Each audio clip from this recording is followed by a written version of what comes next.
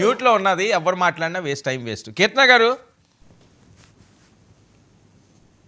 Sir దయచేసి వెంకటరెడ్డి గారిని mute చేయండి, ఎందుకంటే ఆయన వల్ల ప్రజలకు మా వాయిస్ పోవట్లేదు, మమ్మల్ని ఇది చేస్తున్నారు. ఎందుకు మీరు మ్యూట్ చేయమని చెప్పలేకపోతే దయచేసి సీరియస్ గా చెప్తున్నాను. ఓకే, వెంకటరెడ్డి గారు వన్ సైడెడ్ గా మాట్లాడడంలో నిజంగా దిట్ట అయిపోతున్నారు. ఇది చాలా మీ పార్టీకి తప్పుగా పోతుంది సార్. ప్రొజెక్షన్ మీ పార్టీకి బ్లేమ్ఫుల్ గా అయిపోతుంది.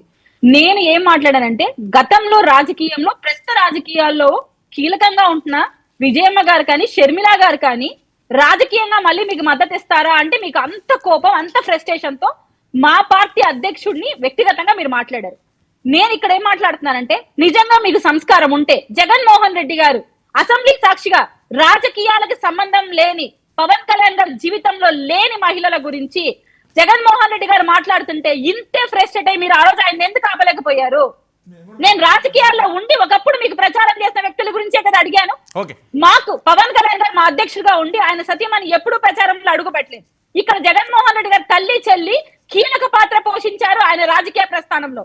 అదే నేను ప్రశ్నించాను. కానీ మీకు అంత కోపం వచ్చి అంత ఇదిగా మీరు ఫ్రస్ట్రేట్ అయ్యి వ్యక్తిగతంగా మాట్లాడారు. అదే జగన్మోహన్ రెడ్డి గారు గట్టి పెట్టండి.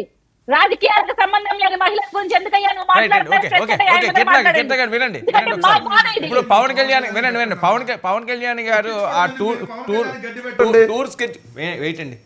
టూర్ స్కెడ్యూల్ కోసం ఆయన ఎంతెంత ఖర్చు పెడుతున్నారో ఏంటో అన్నది మొత్తం లిస్ట్ చదువుతున్నారు.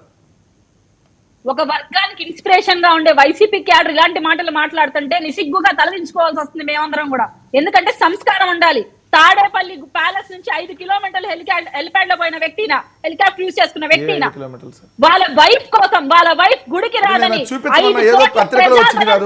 గవర్నమెంట్ నుంచి షెడ్యూల్ ఉంటదమ్మా. సీఎం ప్రోగ్రాము గవర్నమెంట్ షెడ్యూల్ ఉంటది. నేను అడిగేది ఒక పత్రికలో తెలుగుదేశం వెబ్సైట్ లో వచ్చింది కాదు.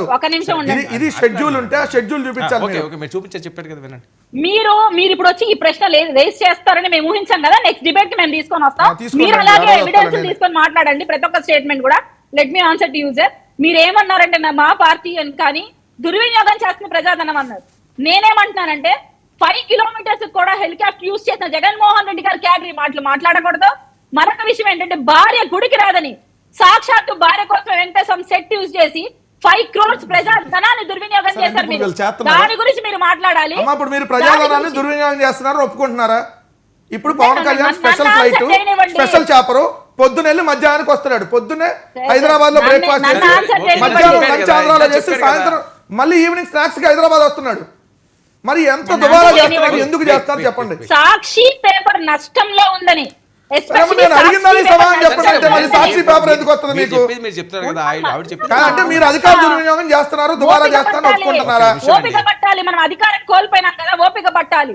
అదేనమ్మా, పొద్దున్నే బ్రేక్ఫాస్ట్ హైదరాబాద్, మధ్యాహ్నం lunch Andhra Pradesh, evening snacks Hyderabad, night dinner farm house. Please sir, special flight, special chopper. అదేమంటే మీరు అప్పుడు చేశారు, ఇప్పుడు చెప్పండి మేము చేసాం అంటే మీరు ఇప్పుడు అదే చేస్తున్నారా? చెప్పండి, మీకు 11 వచ్చినాయి, మీకు రైట్ లేదని చెప్పండి. అడిగిన దానికి సమాధానం రాదండి. ఎందుకు ఉపయోగం? అసలు ఏం చెప్తున్నారు రిజిస్టర్ అవ్వకుండా? అందరూ మాట్లాడుతున్నప్పుడు ఏంటండి? సాక్షి పేపర్ నష్టంలో ఉందని పరోక్షంగా వాలంటీర్ వ్యవస్థను ఉపయోగించుకొని ప్రతి నెల 200 రూపాయలు సాక్షి పేపర్ కట్టబెట్టారు. అప్పుడు బుద్ధి లేదా ఈ మనిషికి? అప్పుడు సంస్కారం లేదా ఈ మనిషికి? ప్రజాధనాన్ని దుర్వినియోగం చేస్తున్నారా? 1 రూపాయి జీతం తీసుకుంటున్నారని అడ్డగోలుగా ఎంత డబ్బు దోచుకున్నావో తెలియదు ప్రజలకు. ఈ రోజు జగన్మోహన్ రెడ్డి గారు కానీ ఆయన క్యాడర్ కానీ ఇతర పార్టీ నాయకుల గురించి మాట్లాడే అర్హత లేదు. కీర్తన గారు ఏంటి పవన్ కళ్యాణ్ గారి మీద క్రిమినల్ కేసు ఏంటి? ఏం జరుగుతుంది? జగనే పెట్టి